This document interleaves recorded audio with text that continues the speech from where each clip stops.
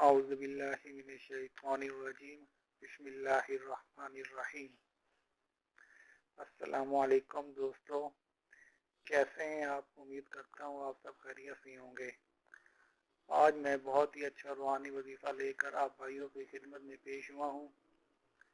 آج میں بتاؤں گا آپ کو کہ موکل کو کیسے قابو کیا جا سکتا ہے، وہ بھی بسم اللہ الرحمن الرحیم کی مدد سے۔ ان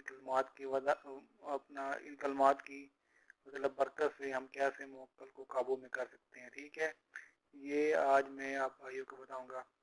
فرسٹ آف آل عرض کروں گا آپ بھائیوں سے کہ جن بھائیوں نے میرا چینل سبسکرائب نہیں کیا وہ میرا چینل فوراً سے پہلے سبسکرائب کر لیں۔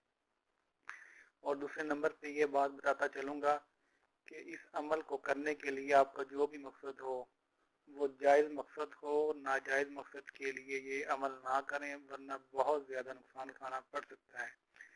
صرف اور صرف جائز مقصد کے لیے، اللہ تعالیٰ کی رضا کے لیے، اس موقع سے جائز کام لینے کے لیے یہ عمل کریں۔ آپ کی نیت بالکل صاف ہونی چاہیے، نیک ہونی چاہیے، ٹھیک ہے۔ اس سے غلط کام مت لیجیے گا موکل اگر قابو میں آ جائے، ٹھیک ہے۔ تو آپ کی نیت بھی یہی ہونی چاہیے کہ اس سے میں نے صحیح کام لینے اور نیک کام لینے، ٹھیک ہے۔ اگر آپ کی نیت غلط ہوگی تو آپ کو فائدہ بھی نہیں ہوگا اور ہو سکتا ہے کہ آپ کو بھاری نقصان اٹھانا پڑے، ٹھیک ہے۔ تو آئیں چلتے ہیں عمل کی طرف۔ فرسٹ آف آل آپ عمل کی شرائط دیکھ لیں، ٹھیک ہے۔ اس عمل میں آپ نے جمالی اور جلالی پرہیز دونوں کرنے ہیں، ٹھیک ہے۔ عمل آپ نے شروع کرنا ہے 9 چندی جمعرات سے، جب چاند نکلے پہلی جمعرات آئے اس کو ہم 9 چندی جمعرات کہتے ہیں۔ پہلی جمعرات سے آپ نے یہ عمل شروع کرنا ہے۔ اور تیسرے نمبر پہ عمل شروع کرنے سے پہلے آپ اس کی زکوٰۃ لازمی ادا کر دیں، ٹھیک ہے۔ اور نمبر 4، اس عمل کے لیے حصار باندھنا لازمی ہے ورنہ نقصان ہو سکتا ہے، ٹھیک ہے۔ حصار کیا ہوتا ہے؟ اپنے ارد گرد آپ ایک دائرہ لگا لیں، ٹھیک ہے۔ چاروں کل 4 بار پڑھ لیں آپ، اور درود پاک 4 بار پڑھ لیں، اور جو ہے ایتل کو بھی 4 بار پڑھ لیں، ٹھیک ہے۔ پہلے حصار لگانا پھر حصار کے اندر پڑھ لینا، ٹھیک ہے۔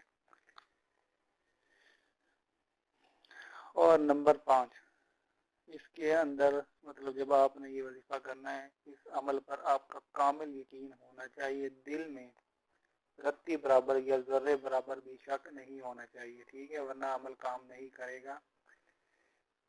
عمل کو شروع کرنے سے پہلے آپ کا دل مکمل اس بات کی گواہی دے کہ یہ ہے جو میں عمل کر رہا ہوں 100% بالکل درست عمل ہے، ٹھیک ہے۔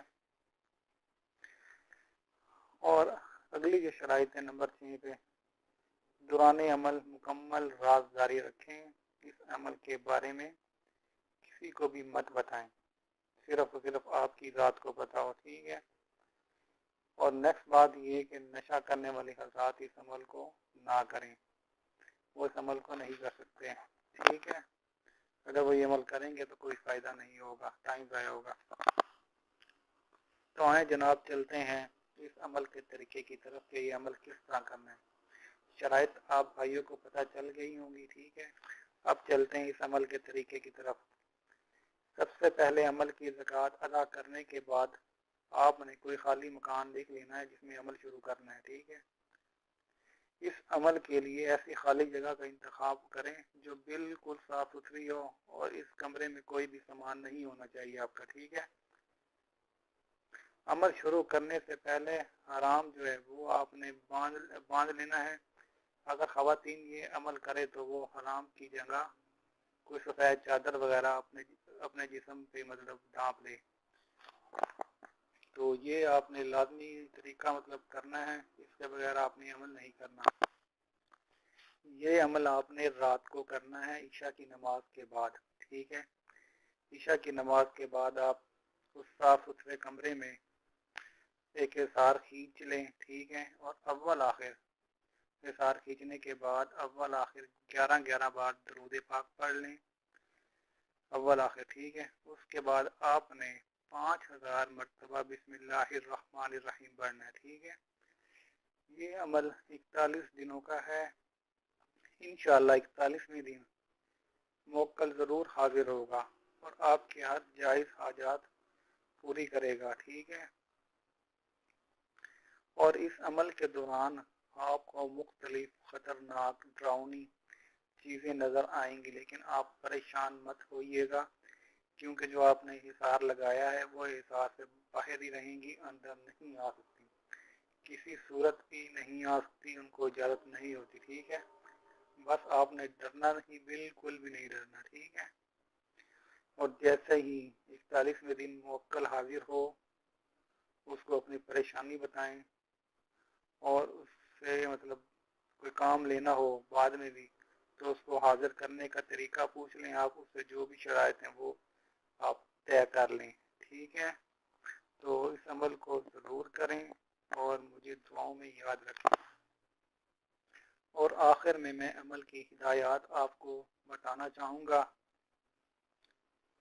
और दौरान अमल कोई भी आपके कमरे में ना आए, ना ही कोई आपसे बात करे।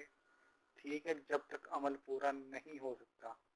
ठीक है, जब तक अमल पूरा ना हो आपने किसी से कोई बात नहीं करनी और ना ही हिसार से बाहर निकलना है। ठीक है, और अपना मुकम्मल ध्यान मतलब इस वजीफे की तरफ रखना है आपने। और दौरान अमल आपने 5 नमाजों की जो है वो पाबंदी करनी है, साफ सुथरा रहना है। ठीक है, और नंबर 3, तमाम बुरी आदतें तुर्क कर दें वरना कामयाबी नहीं मिलेगी।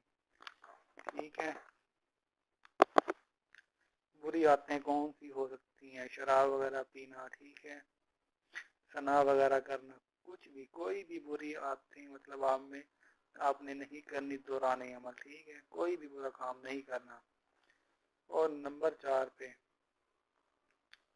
और दौरान अमल इस मकान को कोई भी दूसरा इस्तेमाल ना करे, सिर्फ और सिर्फ आप इस्तेमाल कर सकते हैं। और जब अमल ख़त्म हो जाए, 41 दिन पूरे हो जाएं, इसके अंदर आप सोना चाहें तो सो सकते हैं। ठीक है, अगर ना सोना चाहें तो ना सोएं आप, वो आपकी मर्जी है। इस अमल के बाद इस मकान को कोई भी इस्तेमाल कर सकता है।